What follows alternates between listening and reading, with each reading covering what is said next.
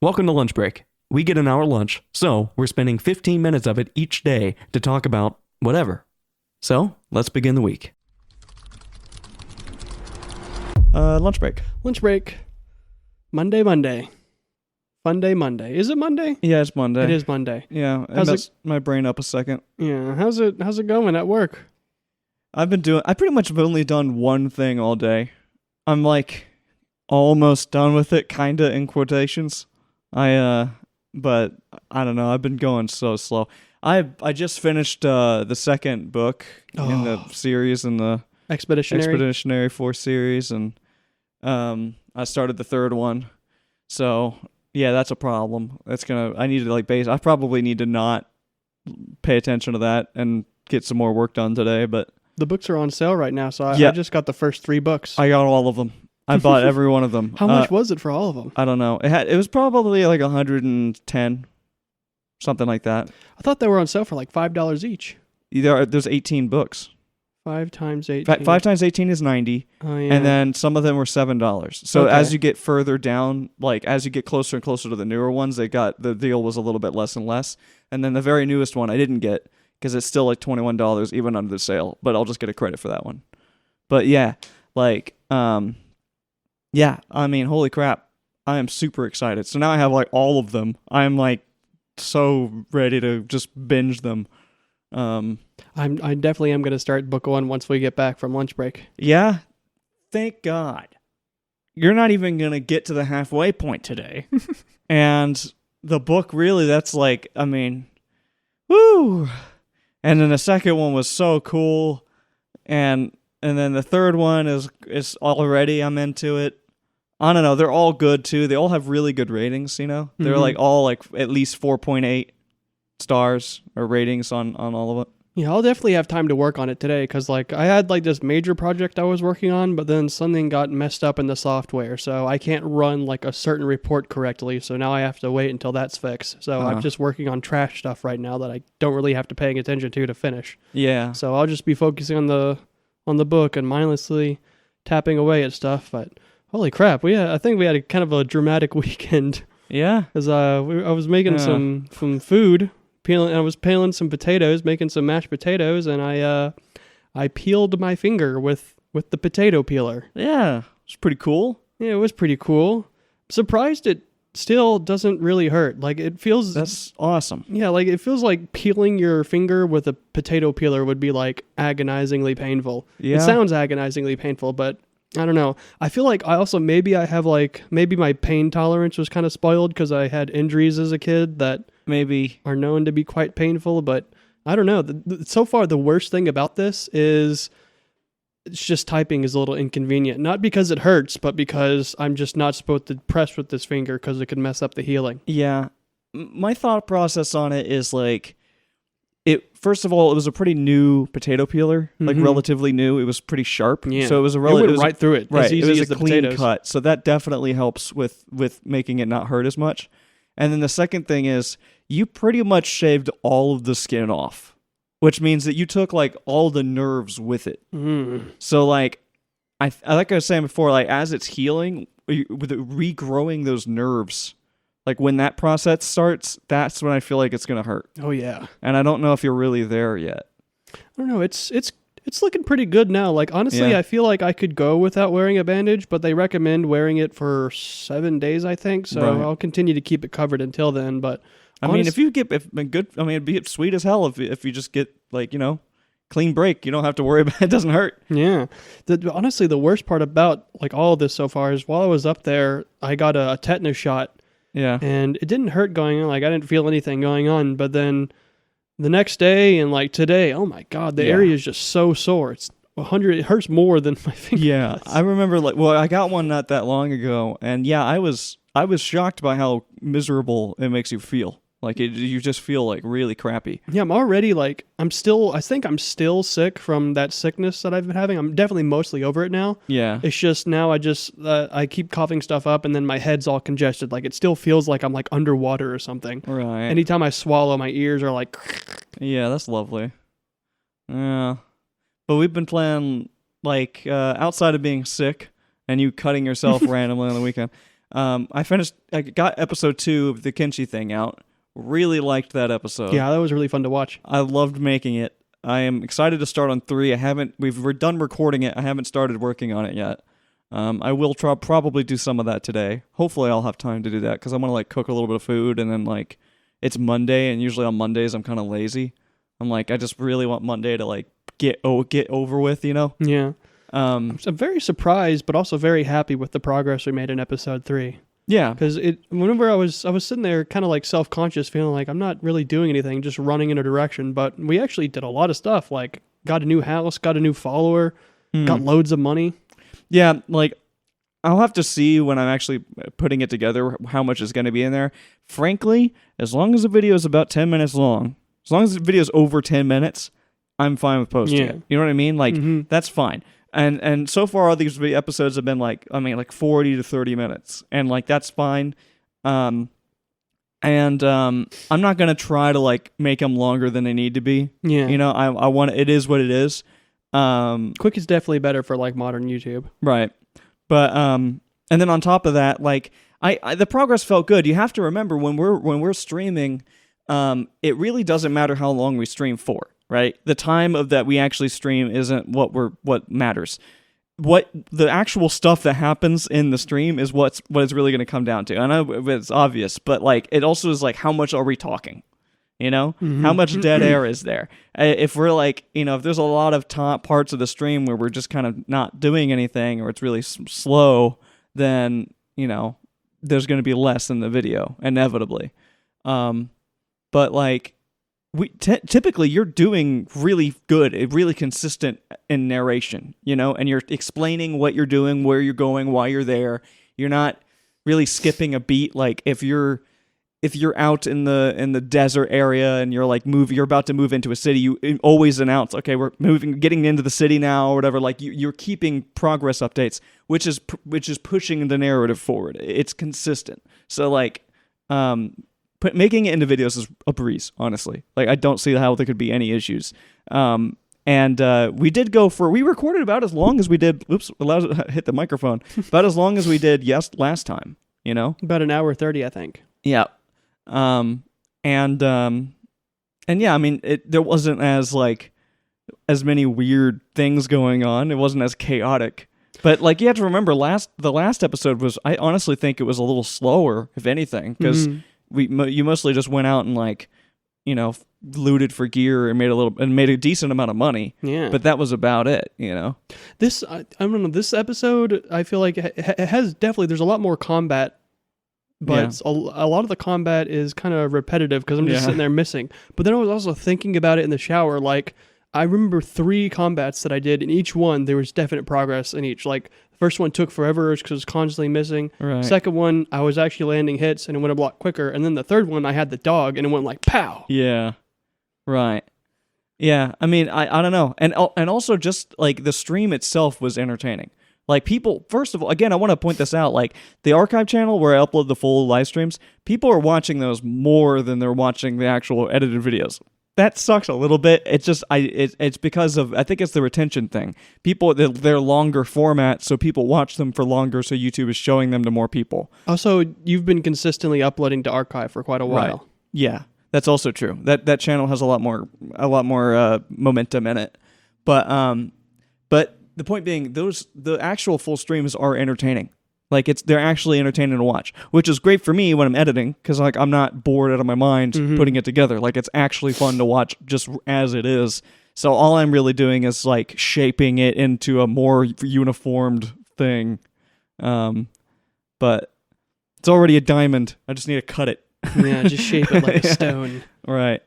But yeah. I don't know. I'm having a really good time doing that. I'm excited to work on the next one. I'm definitely having a very fun time playing with Kenshi. It's kind of hard for me not to have fun playing with Kenshi, though. It's probably, I wouldn't say it's my most favorite game, but it's definitely in the top 5. There's just so many little things about the game I like. Like, it reminds me of Valheim. I think we've talked about this before, but just being in Valheim is nice. The aesthetics, just how the game feels to play, what the sound design, just like in Valheim, it's fun to just build a nice little hut with a little tiny campfire and just watch the ocean. Yeah. Like I find pleasure in doing that. So in Kenshi, I love how it'll be silent and all you hear is the wind and you're just running through the desert, and then in the distance like a town appears over the horizon and the music starts to kick in, because the game does have I forget what it's called, but it's like dynamic music. The music is like it goes with like what you're doing, and it hits really hard sometimes. Yeah.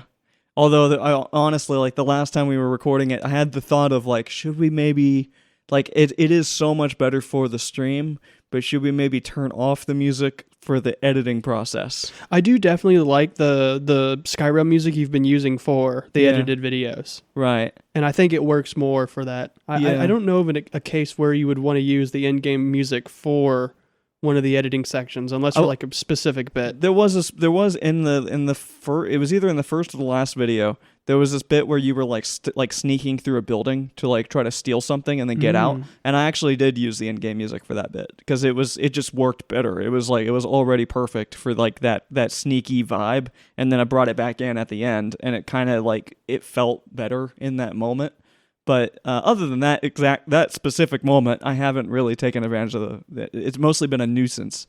It's just kind of like it kind of, I have to kind of work over it or around it. That is something I'm worried about. Like if I'm like saying something and something interesting is going on, but also at the same time, there's like the music's like reaching a crescendo, and you've already edited the bit so that there's other music into it. I can see that being hard to work around sometimes. Maybe. Again, it's I can figure it out. No matter what happens, I can figure it out in post.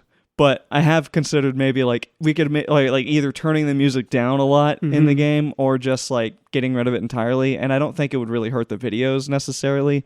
It just might make the stream, like the full stream, the VODs, a little bit less interesting. Make me a little sad when I'm running past a giant thing and there's no. Well, there's still like the in game, like the wind and the. The wind is very atmospheric. Right, like all the atmosphere sounds are still there. I love the desolation. Yeah. There's also, I don't think there's any audio dialogue in Kenshi other than like characters going, ugh. Yeah. Like everything is just like text-based. Right. And so all you ever hear is like ka-ching, ka-ching, like the clinks of swords and thunk, like people shooting. Yeah, I mean, it's really easy to edit around for a lot of those reasons. Oh, we got a dog last episode. Yeah. And I wasn't kind of feeling the dog at first, but you kind of talked me into it. Like, I don't know, I had like a dream about it last night. Old Domino the dog. The dog is important to me. As soon as he got it, I was like, oh my God, there's a dog. Like, this is amazing. Like, there's a new character, a new friend in the wasteland. I was like, we can't lose that fucking dog, dude. Like, dog, you named it and everything. You're dying as well. Yeah. I don't feel sick anymore. I am really hot, but I don't think that's from the sickness. Yeah. I think it's just my outfit. I like wearing. Yeah, I had to take my jacket off the second we got out of work because it was like I don't know what it is outside, but it's humid outside too. Yeah, it's up there. Oh, that good old Ohio River Valley humidity. Ugh. Right. That sticky dank swamp weather. Well, you're also playing Guild Wars a bit. Yeah, that game is also really fun. You're into it? Oh yeah, 100%. I love it. I'm playing as a warrior. Right. Got this big meaty great sword. Yeah. I like the world. Like, it's just, I don't know, it's really pretty. There's parts of it I'm not really a big fan of. I know you like to fill out like the hearts. Some of the areas I do, but in some of the areas I really don't. Like, I know it was in this like swamp area. And I'm not really a big fan of swamps. I don't know why, but maybe it's because I didn't like biased. being in that area, but I was like, I just want to get these, like, I want to do everything. If I'm in a new area, I like to like all of the lookout points, all of the quest, all the heart quests, because again, it's leveling you up. I'm kind of almost leveling up too fast, I guess. I guess there is a little bit of that because I'm now I did start adventuring a little bit because I ran out of quests to do and I started moving more to the east. And I'm pretty far east now. Like, I'm in this new territory, and kind of going south, and from the starting area, and like I'm enjoying it over there. It's cool being in like a new spot. But like, I don't know. I love doing quests. I just love like just kind of absent-mindedly doing quests. So when I get into a new area, like I like to familiarize myself with it, and then just do all of the available stuff in that particular area. The swamp, again, it was a little slow, but there's so many things like that give you like huge amounts of experience in areas like that, and then you also learn about the game. In every different area, there's something new to learn about the game. Like, I definitely learned something about it last night when I played. I didn't know that you get rewards for leveling up. right? Like, on the like above the yeah? mini map, it shows like those little hearts that you can click. Yeah. I didn't know that, so I was like level 15 or something, and then I was just like, I'm just gonna click this, and then Oh my God. rewards. So I had to spend like 15 minutes just clicking through the rewards. Have you allocated your skills and stuff yet? Even? I know, I didn't even know Holy you had their crap. skills. Oh my God.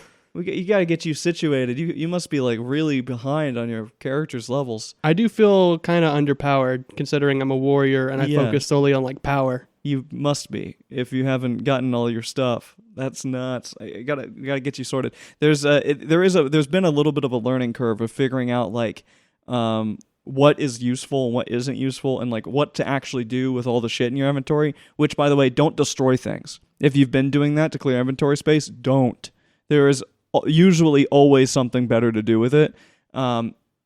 Occasionally you will. Like if it's like a soulbound like piece of clothing that has no real value and you can't find someone to sell it to and it's just sitting there.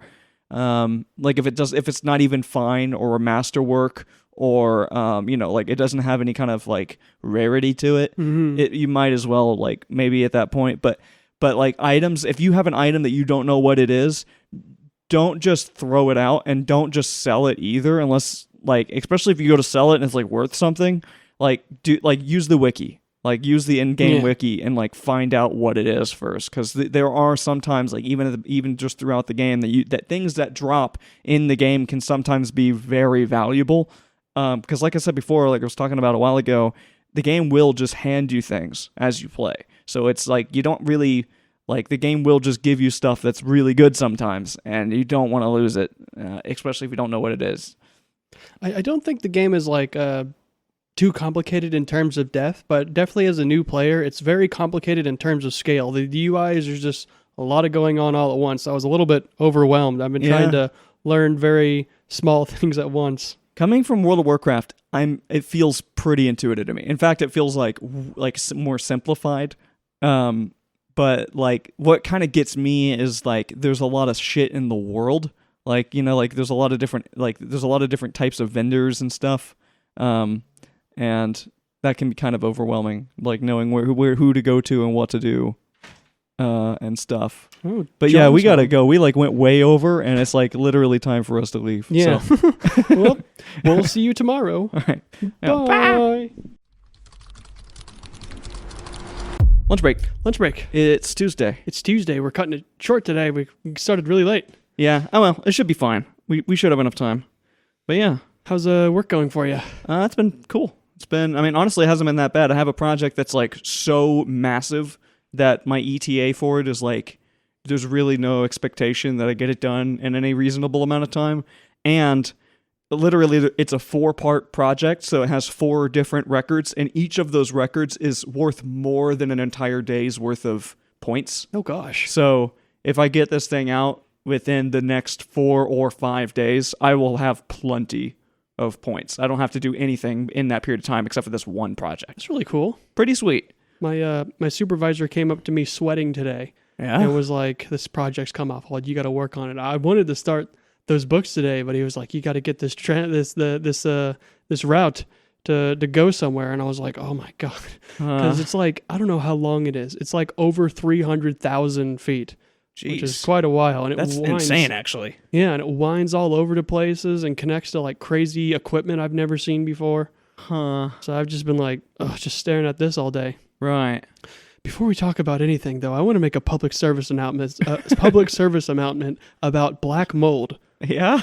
I've always known it was dangerous, but I didn't know how dangerous it was or how it kills you until like last night whenever I went on like a fucking deep dive on it. Right. And it is absolutely terrifying. Huh. Like, I don't know how I pictured it killing you beforehand. I guess maybe like a parasitic infection where like the parasite would just be there, eating something, and then your immune system would kill you or something. Yeah. With black mold, it literally eats you. Oh. Like imagine mold on bread. Yeah. It does that to you, except it's not bread, it's your flesh and bone. Awesome. And it's absolutely horrific. I was like, what the hell? I found out that after COVID-19, there was a large epidemic in many poor regions around the world of black mold outbreaks, because black mold thrives in humans whenever their immune system is weak and they have some sort of wound. So like an open wound, or with COVID case, scarring of the sinuses and the lungs. Oh, God. So you had a lot of people suffering from post-COVID symptoms in musty, old, moldy hospitals breathing in black mold. Yeah. And the black mold finished them off. And do not look up pictures of this. The pictures are... Is it something that's... I'm assuming it's something that's relatively curable, right? It's just a fungus. It is curable if you catch it early.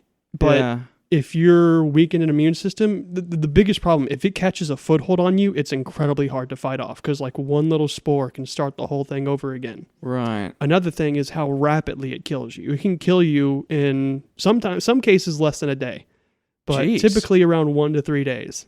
Yeah. I'm I'm assuming if it's in the lungs or sinuses specifically, right? From the lungs and sinuses, it can get directly into the bloodstream and then to the brain. Yeah. And that's typically how it kills you. That's terrifying. All right. Well, on a less Sad to get off terrifying, Yeah. on a less terrifying topic, I realized that we talked about this once before, but like I realized I should be flossing before I brush my teeth. Little thing, but I'm like, okay, that does make sense. You know, I did it the last few days, and I'm like, why the hell haven't I been doing this? It's just not something I've really thought about. I've been literally like brushing my teeth and then flossing afterwards. You know, like in my head, I'm like, that's fine. But like after doing it a few times and then also like looking it up a little bit more and like really thinking about it, makes a lot more sense to do that first. I don't know what the actual reason is. I just know it's always been something I do. Well, yeah, like you're getting all of that crap out of there before you start like rubbing the like everything in with the paste and the toothbrush and everything. Okay. It just makes sense to like get it out of there first, because then you could, I mean, I don't know, maybe you could like wedge it down in there. I'm really paranoid about when I'm flossing that I'm maybe just pushing grime down deeper into my gums. You know what I mean? Yeah. Like, how would you prevent that? Like, when you floss, you don't really go back and forth, do you? Typically when I'm not entirely sure how I floss. I don't know. I've been flossing for so long that I don't really think about it. But whenever I do floss, I do like the 3-2-1 method, which is like 3 brushes a day, 2 flosses a day, and then 1 mouthwash. Yeah. So at the very end of the day, I'll do my floss, my brush, and then the mouthwash. And typically, I feel like that clears most things out of there. Right. Yeah, like, I mean, I don't know. I brush twice a day. I floss once and use mouthwash once a day. That's usually what I do. I just brush in the morning. Because I've been sleeping all night. Like, there shouldn't be any more food or anything stuck in my teeth as my idea. I'm like, I really feel like I need to floss that bad, but I should brush. Well, at the end of the day is when I floss. One of the part of flossing is not getting rid of like food and bacteria build up, but like your mouth is naturally like has minerals in it, and that builds up as my dentist always calls it calculus, but I've heard it called different things. Yeah, I've thought about flossing twice a day. In fact, I did do it the last not like yesterday, but the 2 days before I was flossing twice a day.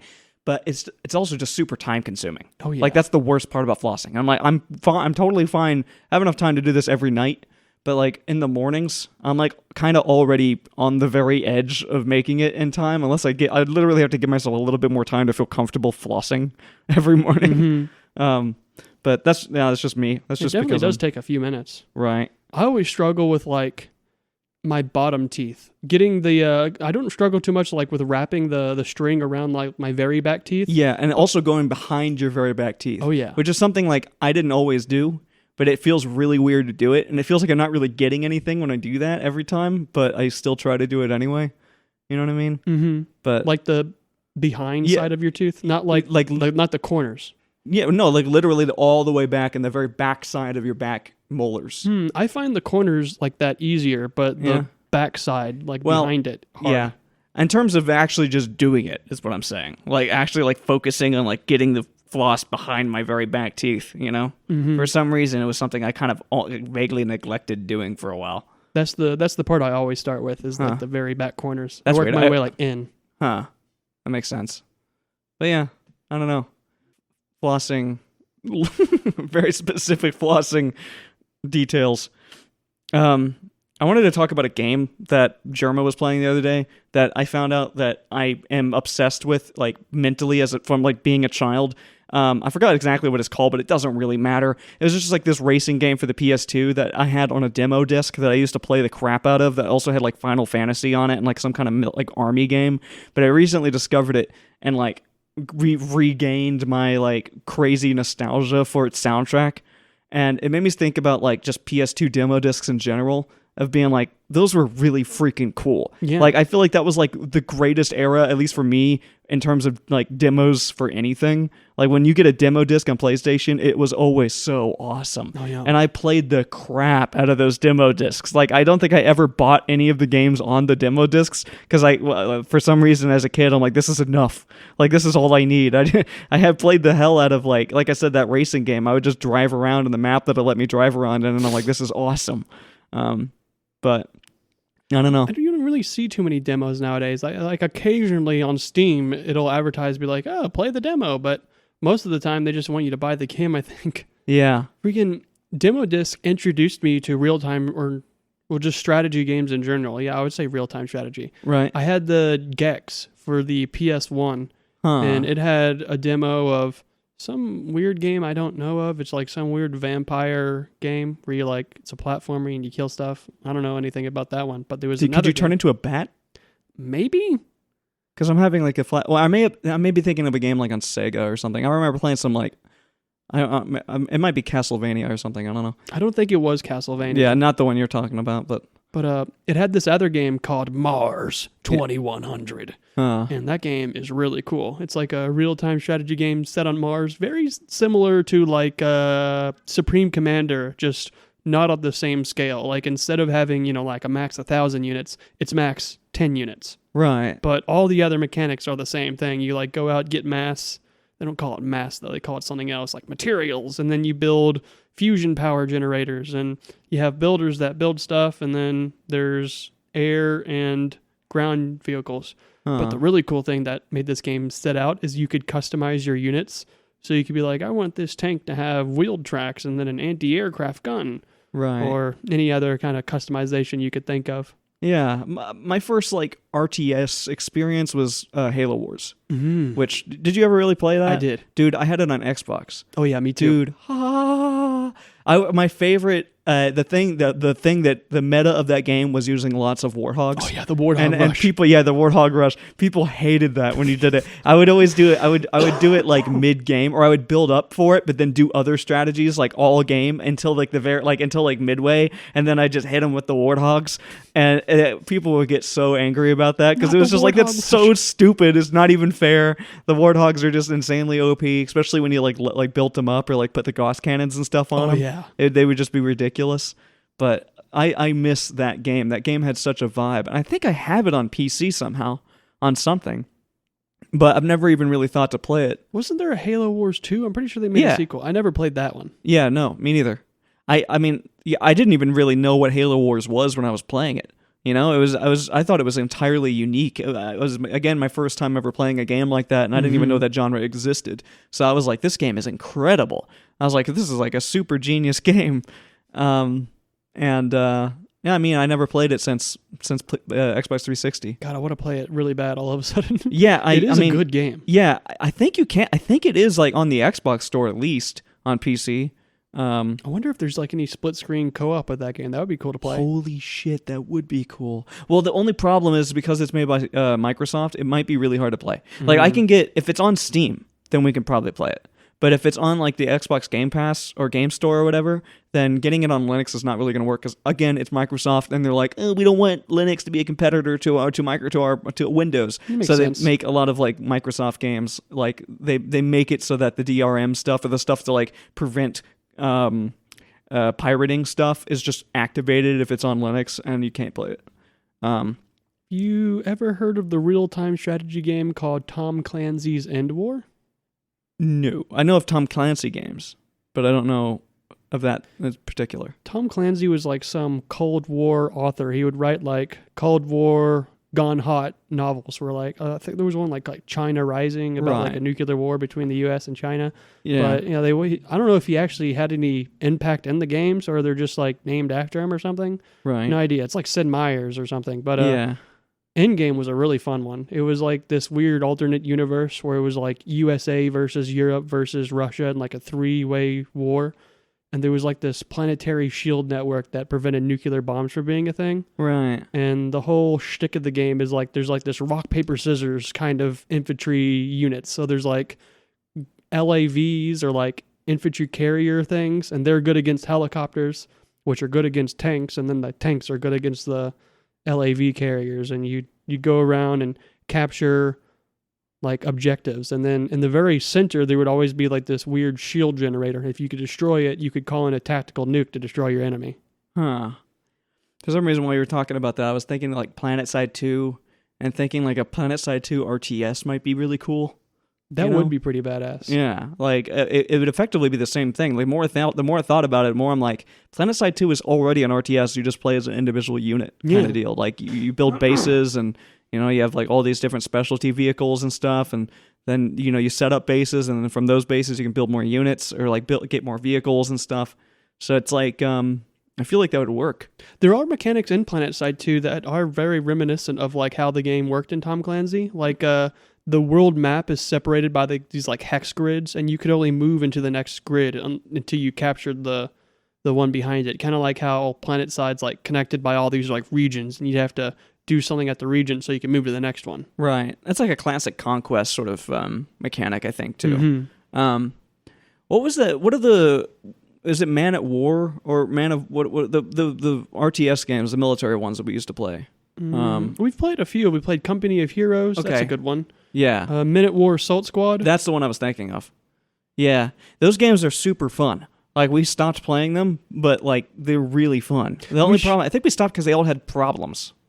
Like every one of them had some kind of major flaw that made it not really fun to play anymore. We should give Call to Arms Ostfront a try again. We bought that game like a year ago and played it for like an hour or so, Yeah, but I don't think we really took full advantage of what that game allows you to do. is it a newer or older one? It's a new game. It's made by the same people that made Minute War Assault Squad, Okay. which, God, I love that game so much. Minute War Assault Squad. I don't know. I also love Company of Heroes, but there's aspects of Minute War that I like more. I felt like one of them was better in a single player environment than multiplayer. Like either of those games honestly feel a little bit clunky in the multiplayer one because like it's really hard to like coordinate strategically how we're operating, Yeah.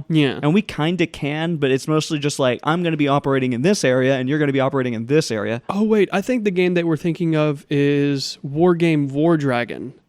The one that's like it's more of like a bird's eye view and it's in a modern setting. Got you. Okay, yeah.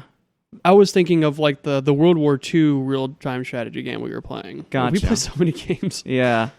Yeah, I mean, all of them are really fun. I just like RTSs. I kind of miss playing RTSs more, but RTSs are also like, oh my God, the bell curve of learning how to play it It's and a getting time good at sink. it. Yeah, that, and it's just like, it feels like, especially with like, Supreme Commander's insane. You can be infinitely good at that game. Like, you can never stop getting good at that game. So, I don't know. It does feel like it's kind of an endless cause. What do you call that? An impossible task. Yeah. If you want to like, I want to get good at Supreme Commander, like good luck. Better sink like 15 years into it. You've had people that literally dedicated their lives to Yeah. this for the past like 20 years. Right. Good luck. Yeah. But I guess we got to go already, and it is yeah. almost time to go to leave here. So yeah, Well, to Wednesday. yeah. Ciao, ciao. Bye. Lunch break Lunch break. Thursday. It's Wednesday. Oh yeah, Happy Wednesday. yeah. How's Wednesday. how's Wednesday going for you? What's going on at work? I wish it was Thursday. Oh yeah, me too. Friday Eve. Work is fine. It's literally I feel like I'm on vacation at work. I'm mostly listening to my book because the thing that I'm working on is I think it was the same thing I was talking about yesterday. Yeah, or maybe that I massive mentioned it. project. Yeah, it's just so big that it doesn't matter.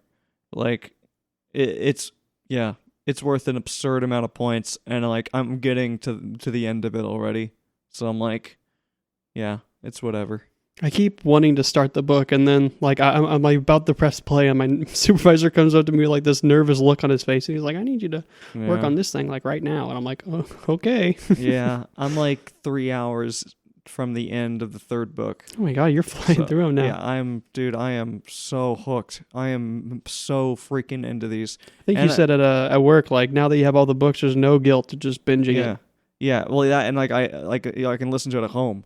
Like when I've been trying to edit that freaking Kenshi, the third Kenshi video for 3 days now, and every time I just don't have enough time to do it. Like I'm always like I'm just doing too much at home before I start working on it, and then I start working on it, and then I get distracted working on it because like I've been so fixated on the first 10 minutes of that video to the point where like I'm just spending too much time on like the nuance of it. Well, I think it was really just yesterday that I did a lot of that, honestly. But I would have gotten so much more done. I would have been nearly done with the second phase, which is the longest phase of my editing, had the power not gone out. Due to the beautiful weather. Like, literally, the power went out for no reason at all. It said, like, the weather, but the weather was fine. And it was out skies. for, like, it was out until, like, 7 or something, or... It actually came back rather quickly. I think it was, like, around 6. 6? Okay. I had already, like, as soon as I got home from work, it was probably, like, 4:30, I started to sit down and edit. And, like, by the time it went out, I was, like, pretty deep into, like, editing, and it just shut my computer off. The power went off. I was like, no way. How much progress did you lose? I didn't lose any progress because DaVinci Resolve is badass. And nice. I think I did lose some little things that, which is also partly why when I showed it to you, like what I had already, things were fucked at the beginning. Yeah, like it was really confusing. I think it was because I had already done changes to that, and then it undid some of those changes, and I didn't realize. But sucks to have your flow state interrupted. Yeah, like it screwed me all up, and I'm like super psyched about that video. Like I am very, very, very excited to finish it, but I still have so much more work to do, and like I don't know, it sucks. I'd like to record the next bit of it, but I don't want to do anything until I'm done. I still have a good amount of work to do. I think I could get to the point where I can begin phase 3. I'm hoping so bad that I can finish it completely and get to phase 3 and then get get it fully essentially done so that I can review it tomorrow and then be done. Like have it posted by tomorrow. That's what I'm hoping. It's just working sucks. Like the last 2 videos that we've done, we finished recording on a weekend. So I could sit down and immediately like start working on it. And it wasn't like I had an entire day to do it, so I was able to make a ton of progress. But this time it's stop, go, stop, go, stop, go, and I have like a few hours to really dig into it, and then I have to stop again. It's awful. It definitely would be really beneficial for both like viewers watching our stream and then just for us if we have like a set time to stream. Yeah, I mean probably. But like ideally I can edit these things on the weekend. Because like if I can just sit down and get it done, then things are way easier. Like the first wave doesn't matter. Like in between the first and second part of editing, doesn't matter how long it takes. Like as in like I don't need a day to like let it marinate. I can do the first and then the second. The second part is the longest part. The first part is just cleaning up. The second part is that's when I'm actually putting the work into making it work. Once that phase is over, it's the third one, which is basically just the cinematic part of it. So it's more focused. It's not just focused on editing and the jokes and the pacing. It's just focused on the pacing and the music. So like the feeling of the video is what I do in the third phase of it. And that part doesn't take anywhere near as long. Like it can take longer, but it usually doesn't. Like it's a much faster process. And I haven't gotten there yet, and I'm so excited to get there for this one because I already have so many ideas as to how I want to do it.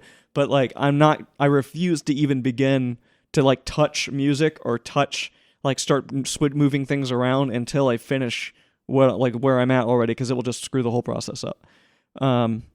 But I am very excited to watch the end result, though. Everything you've shown me so far, I've enjoyed thoroughly. Yeah, like I've also fixed a lot of the stuff about the pacing already. Like since what I showed you, I did a bunch of little changes that How just late- tighten things up. How late did you stay up editing last I night? didn't want to stay up that late, but I stayed up until like 11. Mm. Actually, it was because I also I finished at like 10:30, and then was like, it's really late. I need to go to sleep right now, and then I was like, I need to take a shower. So like I jumped to take a shower really quick, and then by the time I actually went to bed, it was like 11. But yeah, That shredded chicken was really good. yeah, it was good. We pretty much cooked it like last episode, like right before we recorded the last episode. We didn't talk about it because we were just talking about Kenshi. Kenshi mostly. Yeah, we went to the store before last episode and got a bunch of ingredients for it and whipped it up all together right before we sat down. Like had just enough time to do it. Right. Yeah. But I don't want to just only think about that because that's all I got. I got a freaking Mickey Mouse order I got to do today. So I got to do that when I get off, and then that's going to distract me. I've just been listening to a ton of Wii music all day. Yeah. I've been listening to a ton of Wii music like all week ever since. Like I keep getting like I'm gonna read the book, and then my supervisor's like, no, you're not. So I'm just like, well, I need something to listen to. So I've just been listening to Wii music, and I don't know. I really, really, really love Wii music and the Wii in general. The Wii, it feels like I don't think there was like anything like it. Yeah. Even still, there's like nothing kind of like the Wii. No, it was a very specific vibe, and it was in a very particular, like in an era that really the only time that it could have been successful. I think like if the Wii came out any later than it did or any time before than it did, it wouldn't have really worked. But like when it came out was like there was this little grace period between major console releases, and they did it at a time when like there was a lot of like, I don't know, the family aspect of the Wii was badass, and then also all of the accessories that you could get with it, like I think was pinnacle. Like it just made the Wii experience where you get like the gun attachments and the tennis racket and the baseball bat and the whatever and the pad, the fitness pad. Yeah, like all of the stuff that came with it. It was just so like out there, and it just changed everything. And then it lasted like 6 months.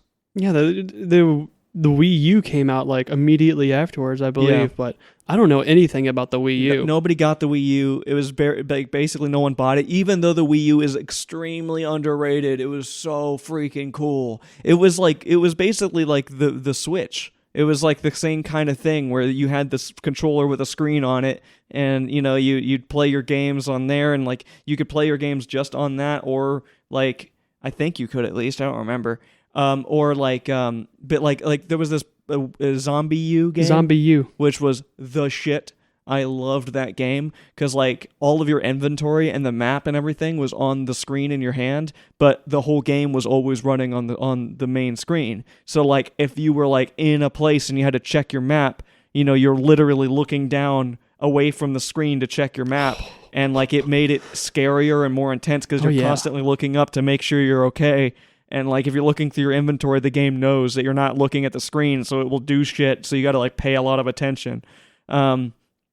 So much fun. I don't know.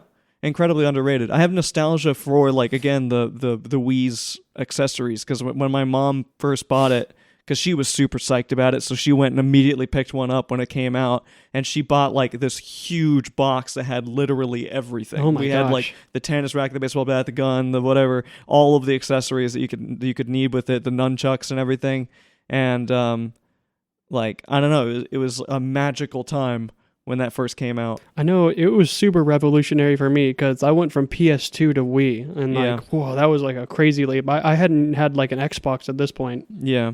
So I haven't experienced like, I don't know, I think you would consider like the PS3 and the Xbox maybe the start of like modern gaming. I don't know. Yeah, probably.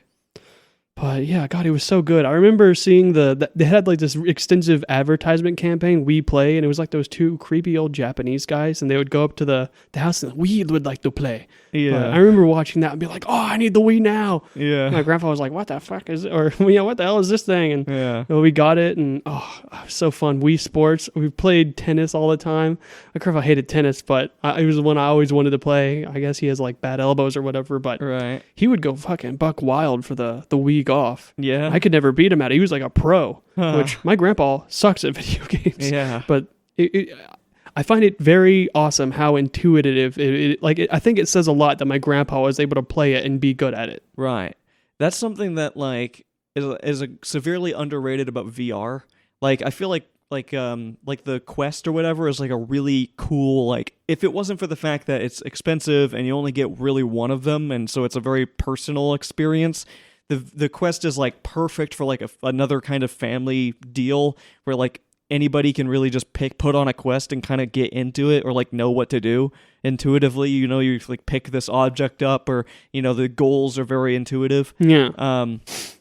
Like I think as people that played games for so long and have always used controllers or keyboard or whatever, you totally forget, or you don't really have a concept for what it's like to not grow up with that or to not know how to use it. Like it is so incredibly unintuitive to use a controller. The idea of like you have one thumb, you're using this thumb to like determine where you're looking or like what the camera is doing on the screen, and then another thumb controls what your character's moving, how your character's moving, and then the idea that like the center of the screen is important and it needs to line up with things. Yeah. Like everything about it is super unintuitive. It's or not, just the muscle memory of doing two Right. different things, because Right. like it's like it reminds me of like patting your head and like rubbing your stomach. Like right.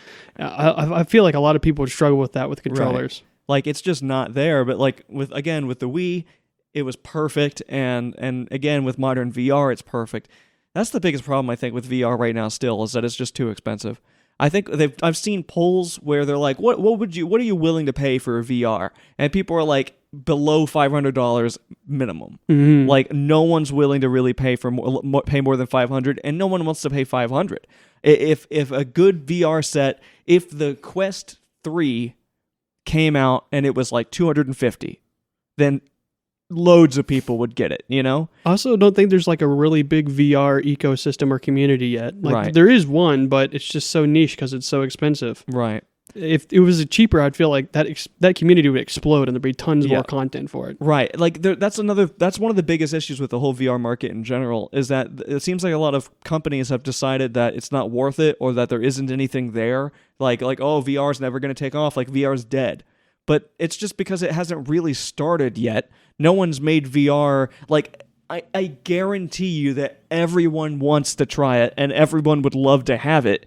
It's just not reasonable yet. It just isn't a good price. $500 is like, yeah, you could say that that's an okay price, especially for the Quest 3. Pretty decent thing. But the problem is, if you want to get like the, if you want to, like a lot of people have families. A lot of people have other people they want to play games with, you know? Mm-hmm. You're purchasing it just for yourself. It's a one-time purchase for just you. And you can share that experience, but it's clunky, doesn't feel right. Kind of gross. It's kind of gross. Like it's just completely unappealing to most people.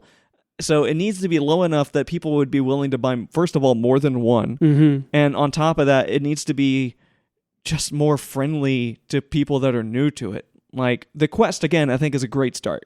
Amazing. And like hopefully over time, the previous variations of the Quest will get cheaper, and like people become more like within the right range. And I was looking at like the Quest 2 prices recently, but they're still kind of too expensive. And also like Meta's doing that same crap that all the companies do that make devices, where they're like, if you want to have the reasonable amount of storage space, it's double the price. And it's like it's For what? Yeah, it's not like it's any more expensive for you to make it like that. You're just trying to squeeze more money out of people, and you're killing your own market. You're destroying your own market. You would have so many more people purchasing this thing if you didn't do that. But they do that anyway. That kind of makes me think of like artisan donuts or something. Or like you go to like a donut shop and he's like, here's the chocolate glaze for $5. You can add sprinkle for another $5. Yeah. Like what the fuck? That's like a penny's worth of sprinkles. Right. Yeah, that's the biggest problem with it right now. And it's because, again, Meta knows that, I mean, on one hand, yeah, it would not be that much more expensive. It would not be expensive at all for them to add more memory to the fucking thing and just sell it cheaper or sell it at the same price. But I think they're depending on those higher storage prices in order to keep the company, like in order to actually make a profit on selling them, which again, it just makes it suck. It's like it just kind of all it really does is teases the market and being like, oh, well, look, it's almost fucking worth it. I But heard it isn't. that the MetaQuest, they put a whole bunch of money into it for like the meta like universe, and then Yeah. the actual hardware for it, and then they got very little returns out of it. Right. It drives me crazy when people sell products. Like, I don't know if it was Google for sure or if Apple does this shit, but I know that there are some of them that tried to sell phones, like flagship phones that only had like 64 gigs of memory on them, like past all of the stuff that it comes with. That's what you have left. And it's like, dude, that's horrible. Like, that's just horrible. That's rude and disrespectful to your customers. Like, to give them something that has that little space on it where the device is effectively unusable, and you're going to sell it for this, you're going to sell it for, ooh, it's cheaper. Like, fuck you, dude. Like, that's ridiculous. That is literally, it's just like spitting in the face of a customer to give them something like that. I find that practice just despicable.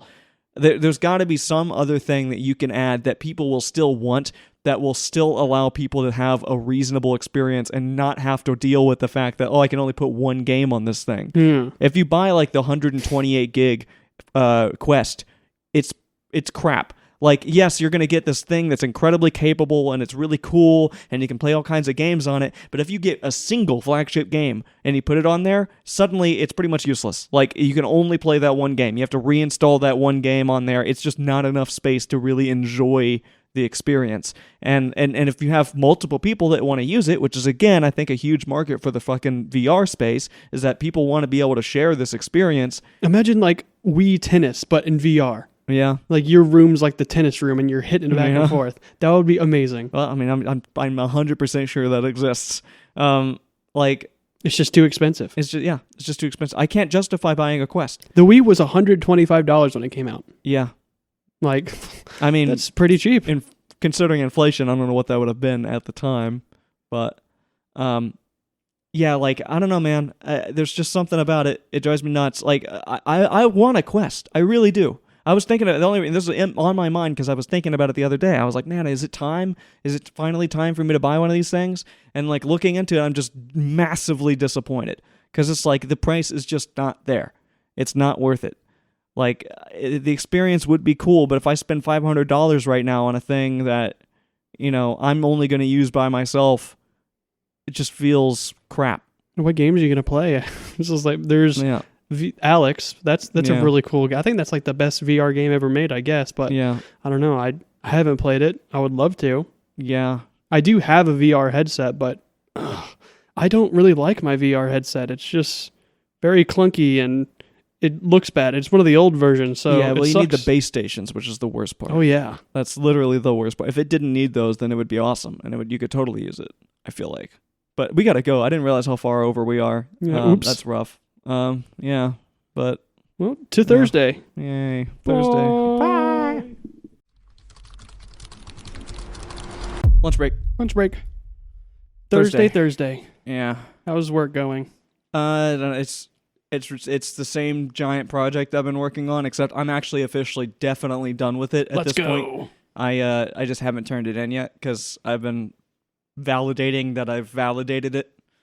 I'm like, well, I finished it, but make sure that I did it right. Let's make sure that I made sure that I did it right. And that's kind of what my day has been. I'm going to definitely turn it in as soon as we get back because I've been holding on for a little too long now, and I'm bored, you know? It is fun to hold stuff, but then it does get kind of boring. It's worth 288 points. Oh my god! When I turn it in, that's why I'm like, I don't care because I could literally not turn it in the rest of the day and not turn it in all day Friday I could turn it at the end of Friday and I would still make more points. I would still have like more points than I need. That's ridiculous. Yeah. So, yeah.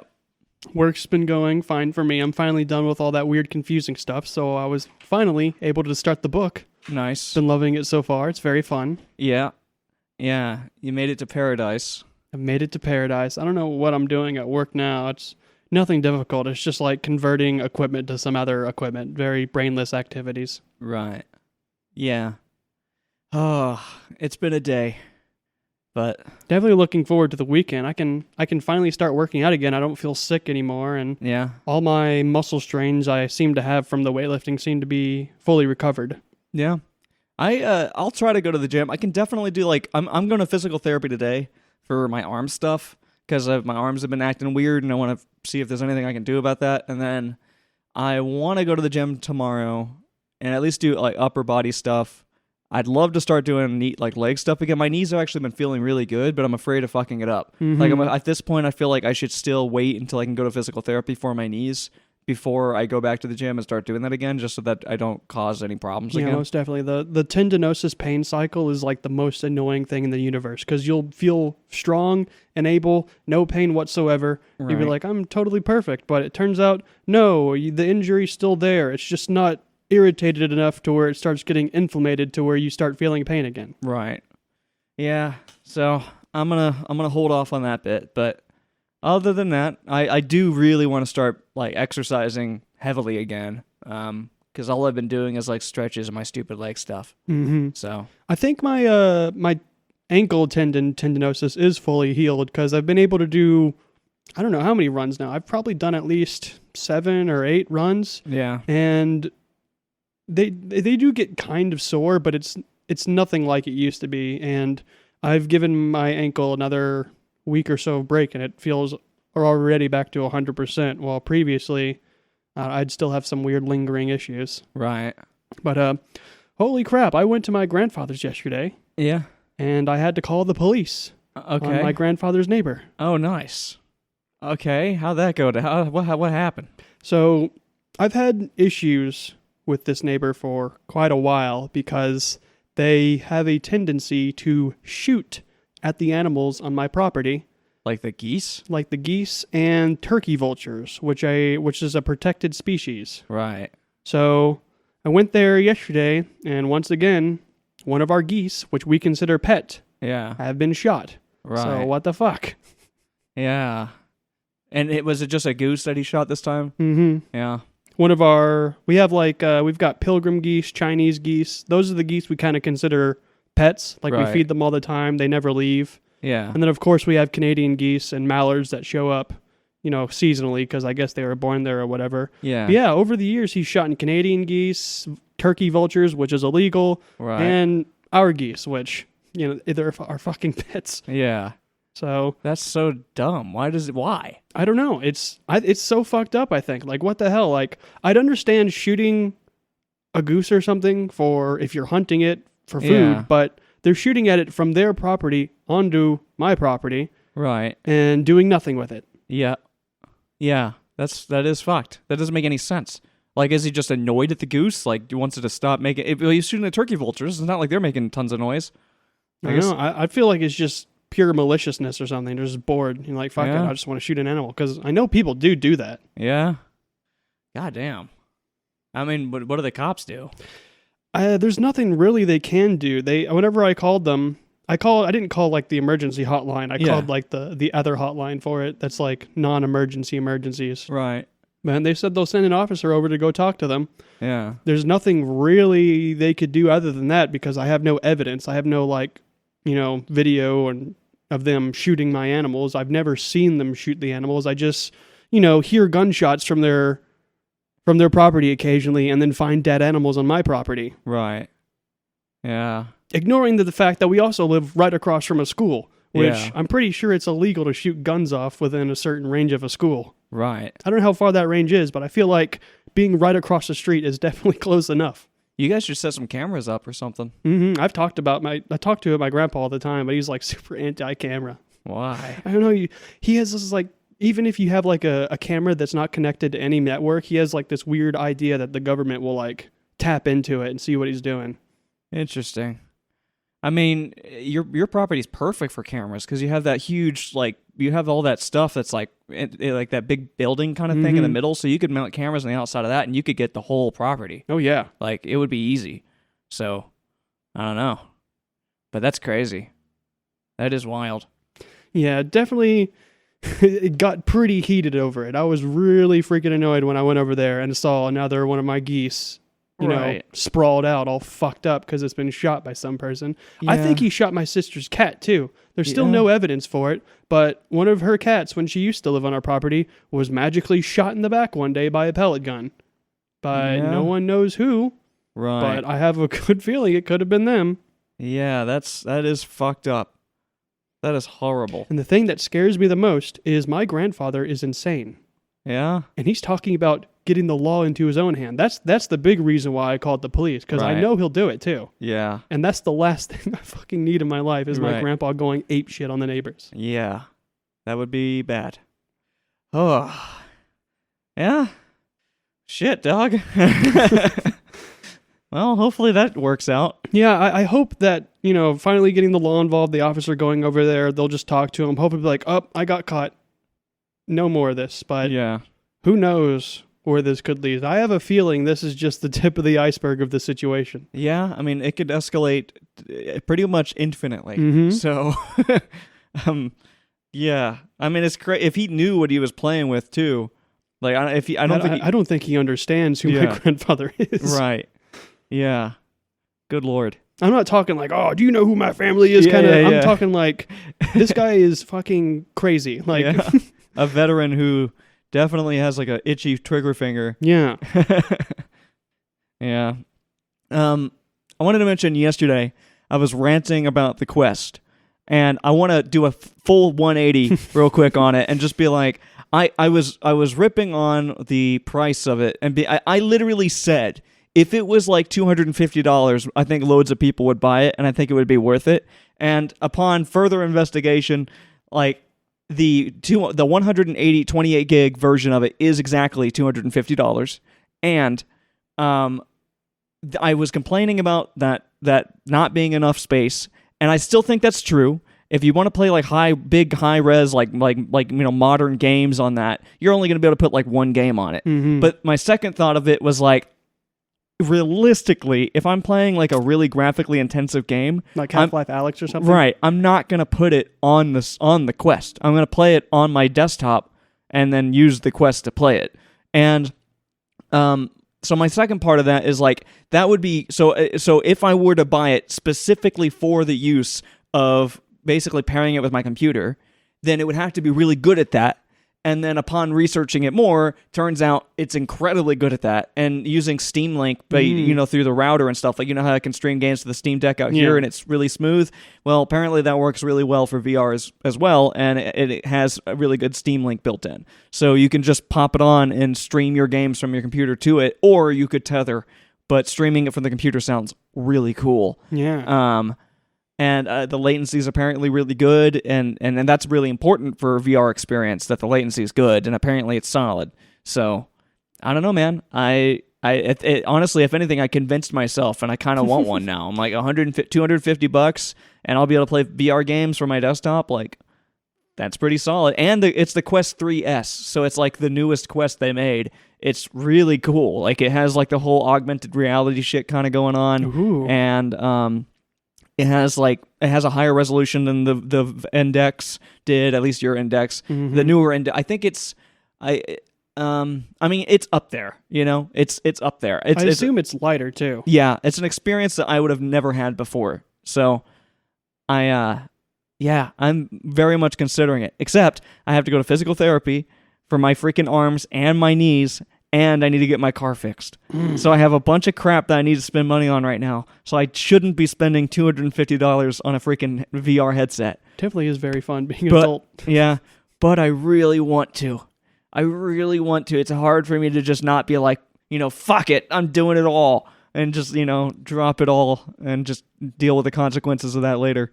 There's something to be said for what is the word for it? I don't want to say like neglecting. I don't think it's like neglect, but it's like the idea of not allowing you to have things that you want Yeah, over a certain period of time. Like you're going to get it eventually, right. but just being able to hold off Yeah. until a certain point, I think it builds discipline somehow. Yeah. I mean, that's kind of feel like I do that to a degree where it's harmful sometimes, though. So maybe neglect could be the right word. Yeah, like sometimes it's bad. Like there'll be something that I'm like, I really want to get this, and it's like, it's bothering me that I like, I know I can get it right now, but I'm not gonna. I feel like I should wait, and then something happens, and I'm like, I set back a little bit. Something happens, set back. I set unrealistic goals for myself when I want to buy something expensive, because I'm like, I want to be able to at least save up enough to be able to buy it, and then once I saved up enough to buy it, on top of my savings, I'm like, I want to be able to save up and double that so that when I actually buy it, I don't see that I bought it. And by the time I save up double, I'm like, well, look how much I've saved. I don't know if I really want to spend all this now. And I'm like, and then by the end of it, I'm like, God damn it, I just want to buy this thing and I won't let myself do it. So yeah, I don't know. I am curious about how large the VR community is now. I don't know. But frankly, I don't really care. If I had one, I would just, I mean, like I said, it's a very lonely experience at this point. I don't want to do VR chat or whatever. I don't care about fucking like, ooh, hanging out. Like, oh, hi, I'm an anime girl. Like, I'm not a fan. I'm not really looking for that experience. I would do like Half-Life Alyx and mostly try to do like stuff to just make me more physical. Like Beat Saber or whatever. Like there's loads of like sports games and stuff that sound cool. You were talking about Wii Golf, and I was like a VR golfing game sounds like it would be super fun. Mm-hmm. Like I don't know. There's just things I'd like to do.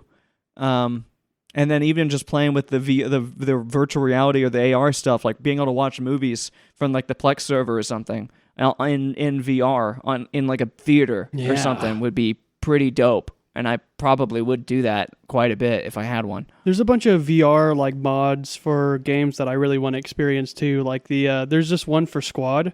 I saw that it's a mod on top of a mod. It's like the Star Wars mod for Squad and then the VR mod for that. I saw a bunch of people playing that and it looks so cool. Huh. Yeah. Yeah. I'm considering it pretty hard. It's just one of those things where it's like I feel like that's one of the last things that I really want. You know what I mean? Mm-hmm. And also, since we have Steam Family Share, I already have a bunch of VR games that you could try. That'd be awesome. Yeah.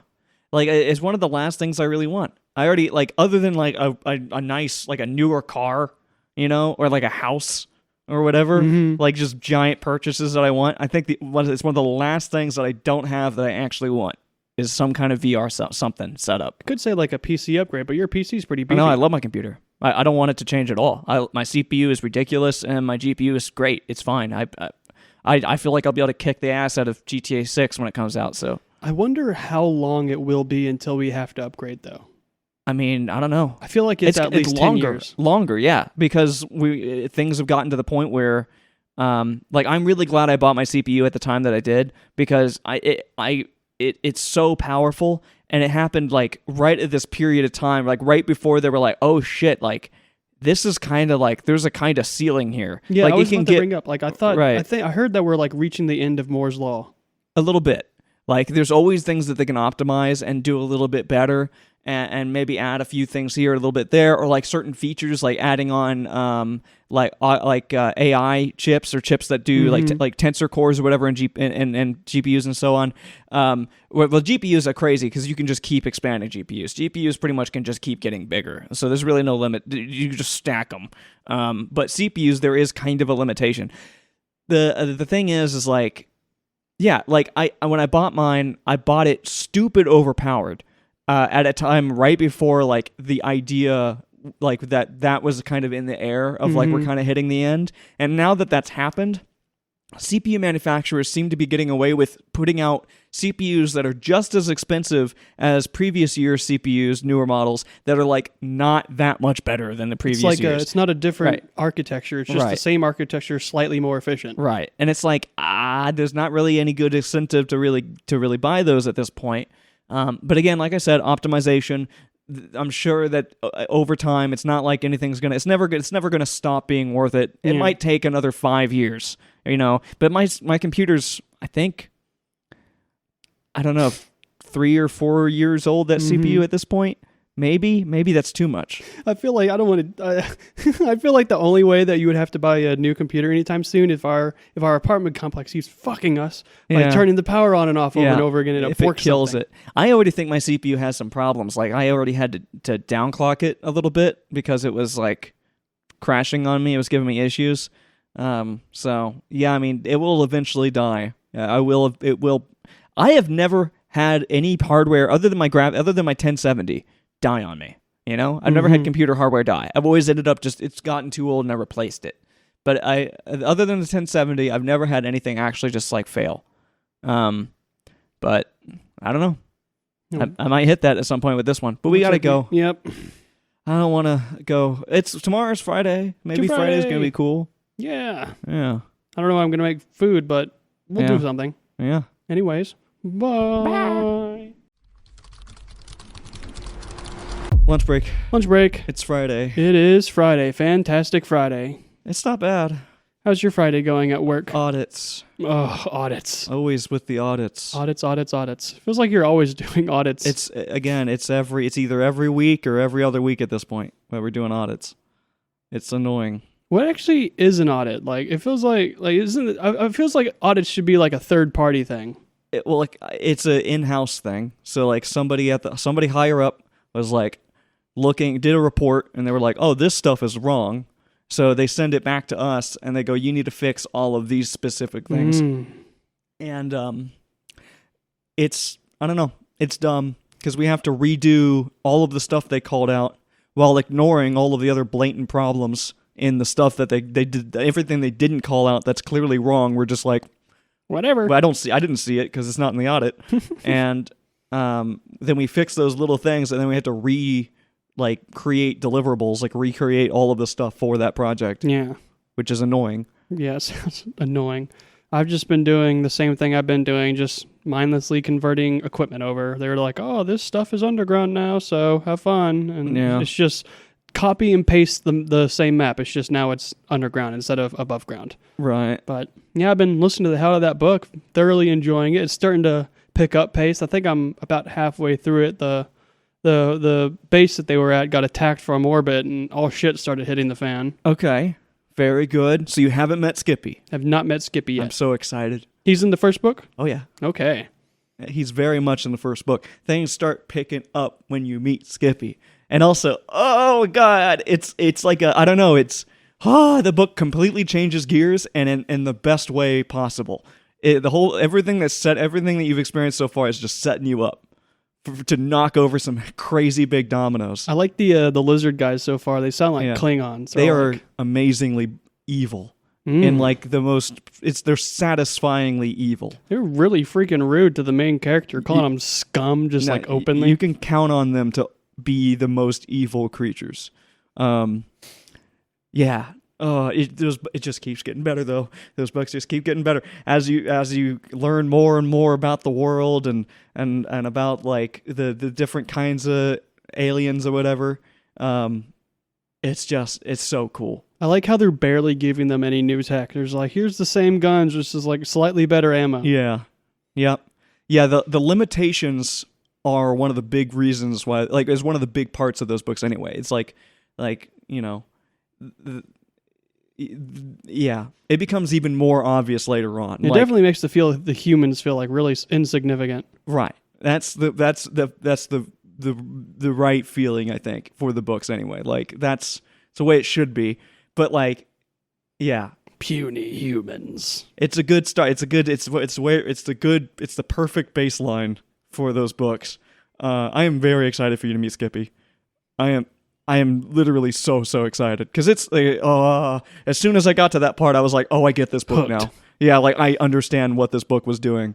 But yeah, no, I'm on the fourth one now, and I'm like a few hours into it, and I'm super hooked. I'm ecstatic about it. I'm glad you're having fun with it.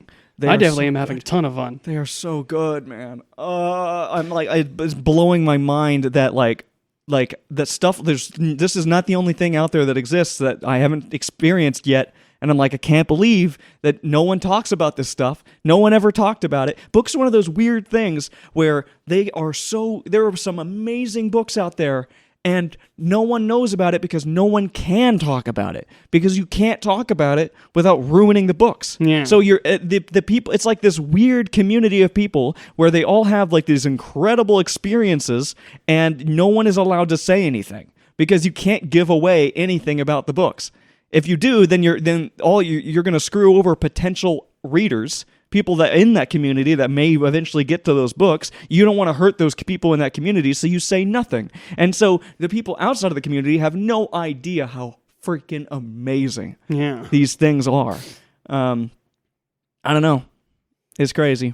Other than the books, though, like the only thing that I've been thinking about all day is just Kenshi lore.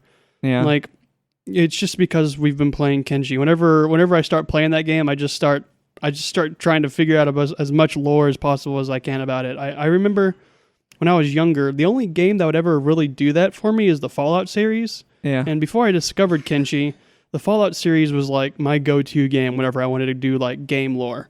Because Fallout just like it has a very extensive game lore and there's loads of little interesting little nitpicks, but Kenshi for me just blows it out of the water. Yeah. Yeah. Like, I really have no idea about Kenshi lore. I just know it's incredibly complicated.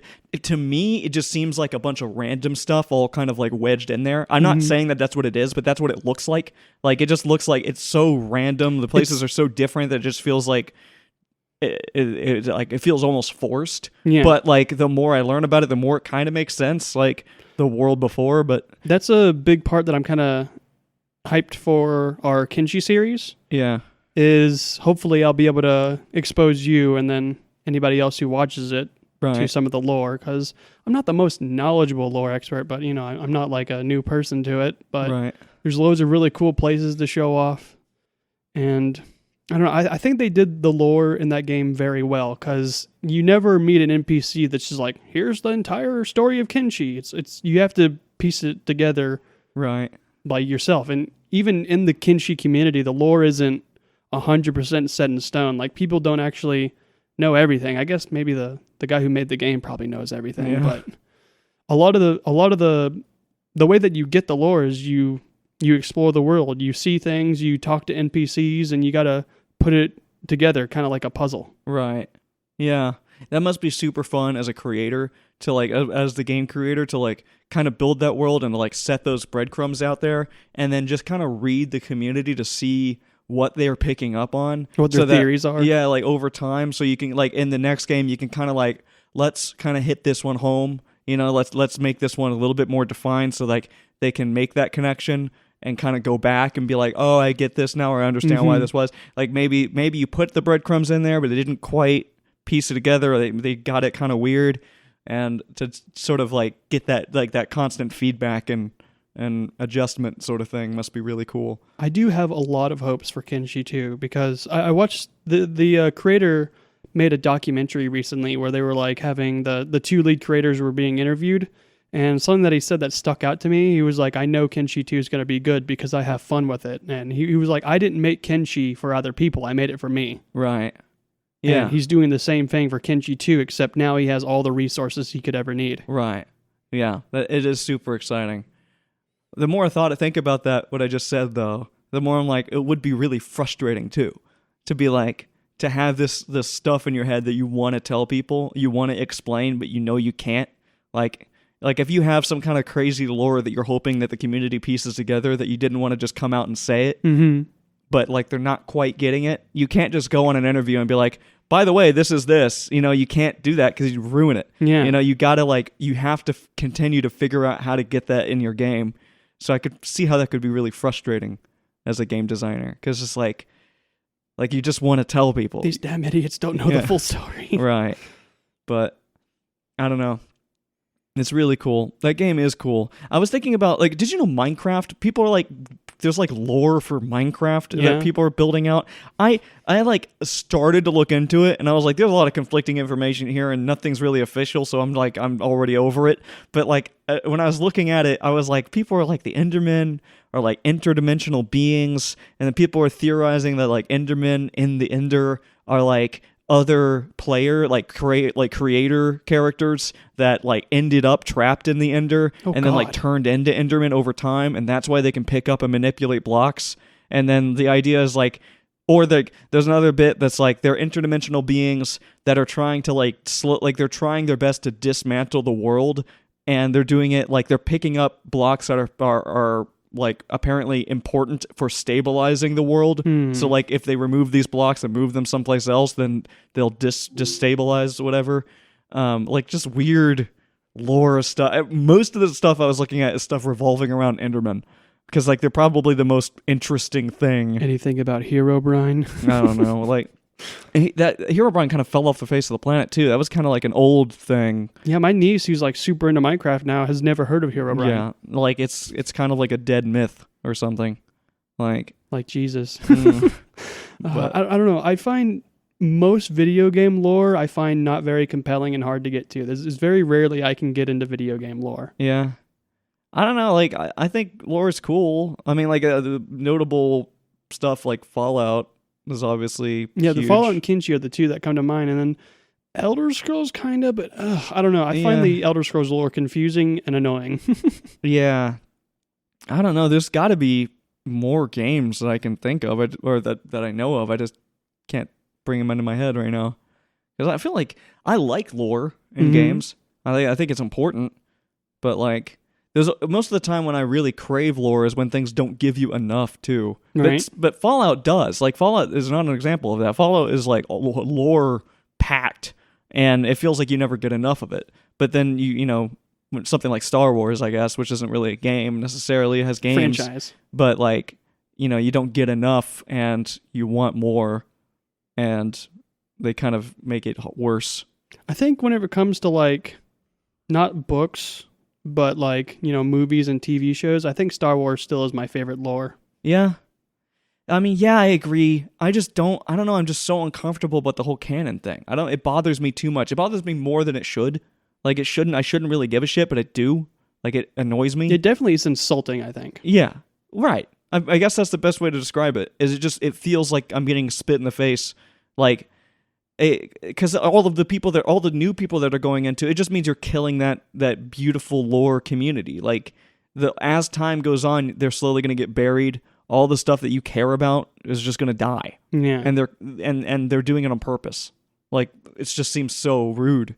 I don't know, incredibly disrespectful, but it is what it is, I guess.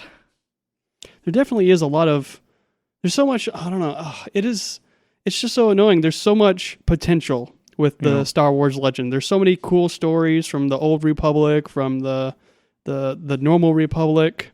And I feel like we've talked about this 1,000 times, though. Yeah. I feel like we talk about freaking the Star Wars and our disappointment with it all the time. But We'll never will stop being disappointed until they come out with something good, I like suppose. Andor. But who Yeah. knows if they'll ever come out with something like Andor again? Yeah, I don't know. I really do not know. I was watching like a small documentary on the making of Andor and Rogue One, and the director of it was talking about like how after this he's kind of done with Star Wars. He finds it kind of annoying and childish. Yeah, and that's valid. It's entirely valid. And that was the creator of Andor. Mhm. Yeah, that's valid. Yeah, I mean, he probably got sick of hearing. He also said that the Disney executives were really hard to work with. That's what I was about to say. It's like I was gonna say he's probably sick of hearing like the feedback from Disney about what they want him to do, and it's probably like really frustrating to work with. Well, it shows these demographics here, and it looks Yeah. like you're not appealing to the people of the Yeah. 14 and under. Like, where are we Right. going to get all this money? Yeah, like Money, money, money, money. Yeah, I feel like Disney. I feel like he probably got all kinds of shit for sort of making the Empire, like, kind of glorifying it a little bit. Relatable. Right. Relatable, but also glorifying it a little bit, because the Empire was like a force to be trifled with and not a whiny child that is just angry and evil for no reason. Yeah. So like even when the main characters have a plan, the Empire is one step ahead. You know, like you have these scenarios where if you want to root for these main characters, but there's always this cloud, and you know that it's not, like, something's not going to work out, and that's, I think, the correct vibe for the Empire. The Empire is supposed to be this haunting, overpowered, dominating thing, and something that you feel completely powerless to, and all the other movies just make them. They kind of make the Empire out to be like the only reason they're successful is because they're so big. Yeah. But it's like they got big for a reason. Like, they're a huge empire. They're a sophisticated, complex empire with a hierarchy that functions apparently pretty well.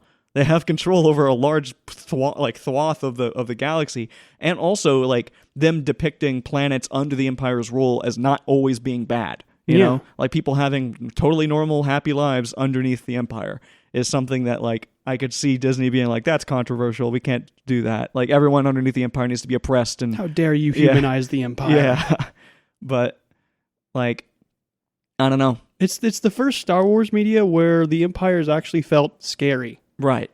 Exactly. Yeah. They're not just like a bunch of clowns to be tossed around by the main characters. Right. Yep. In the new Star Wars movie, they get like confettied and stuff. Yeah. I guess that's the First Order, but who Yeah. cares? It's basically the same thing. It's just a reprint of the Empire. Right. I mean, I don't like that the freaking like whatever the Emperor guy was so easily defeated by what's his face. Kylo Ren. Yeah. What's the Darth Noke or something? Yeah. Who the fuck is this I guy don't know, even? big head boy. The No. fucking the actual mascot for big what are those things? The God damn it. From Doctor Who? No. Hmm. The balloon, the candy that makes your head turn into a balloon? Airheads. Airheads, the actual mascot for Airheads. No. Yeah, I don't know. He the way he died was stupid. Like the idea of like, oh, he was just really good at like hiding his intention. Like how did he get to such a high place of power if he was so so easily tricked Yeah. and manipulated by somebody that is clearly like extremely whiny and not really in very good control of their feelings and emotions? Like it just doesn't work. The best thing about it, though, is it gave Kino Loy, the OG Kino Loy, a chance to star in Star Wars. You remember the guy from Narkina 5 and Andor, the prison dude that he's like the leader of the prison? He's like, right, I'm in charge of the section. Yeah. I'm Kino Loy. Yeah. The Darth Snoke is voiced by Kino Loy. That's cool. Yeah. That makes sense. Yeah. It's the best thing we got out of the movies was Yeah. Andor and Kino. No, Andor wasn't even in the movie, so yeah, Kino Loy. Yeah. I can't swim. Yeah. Oh God, it's over. Yeah, we got to go back. It's Friday. It is Friday. And I'm so tired. I'm so ready for this whole week to be done. So I've been editing all week. Like it's cool. I'm glad. That third video, the third Kenshi video, I freaking love it. I really love it too. I spent way too long on it. Like I need to figure out how to get that quality out of with way less time and way less like going back on myself over and over and over I feel again. like with this video though, you've set down like the infrastructure for a process. Right. Yeah. It was mostly just building up kind of the style that I'm looking for, and then I'm going to try to basically emulate what I've already done. It sort of set the bar. If I can just keep doing that, then I'll be happy with it. But yeah. Well, to the weekend. Yay. Bye.